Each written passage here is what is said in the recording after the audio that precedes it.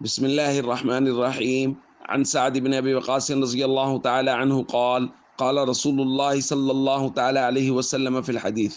يا ابن الخطاب والذي نفسي بيده ما لقيك الشيطان سالكا فجا قط إلا سلك فجا غير فجك.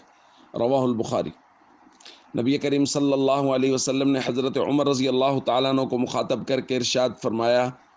کہ قسم ہے اس ذات کی جس کے قبضہ میں محمد صلی اللہ علیہ وسلم کی جان ہے، شیطان تمہیں کسی راستے پر چلتا ہوا دیکھتا ہے تو وہ راستہ بدل کر دوسرے راستے پر چلنا شروع کر دیتا ہے۔ تو دوستو، جس راستے پر حضرت عمر چل رہے ہوں، شیطان اس راستے پر بھی نہیں چلتا، اس راستے سے بھاگتا ہے شیطان۔ اور چلنے والے کے لیے نبی پاک صلی اللہ علیہ وسلم نے یہاں جو لفظ استعمال کیا وہ ہے لفظ سالک۔ سالک کہتے ہیں چلنے والے کو، اور مسلک کہتے ہیں راستے کو۔ اس کا مطلب یہ ہے کہ جو مسلک، جو راستہ، جو رائے حضرت عمر رضی اللہ تعالیٰ عنہ کی ہے، جو فیصلہ دینی معاملات میں حضرت عمر رضی اللہ تعالیٰ عنہ کا ہے، وہ فیصلہ حق ہے، سچ ہے، اس میں شیطانی اثرات کی آمیزش نہیں ہو سکتی، بلکہ نبی پاک تو فرما رہے ہیں کہ عمر کو شیطان دیکھتا ہے تو وہ بھاگتا ہے کہ میں کسی اور گلی میں چلوں، جس گلی میں عمر ہے اس میں شیطان نہیں ہوتا۔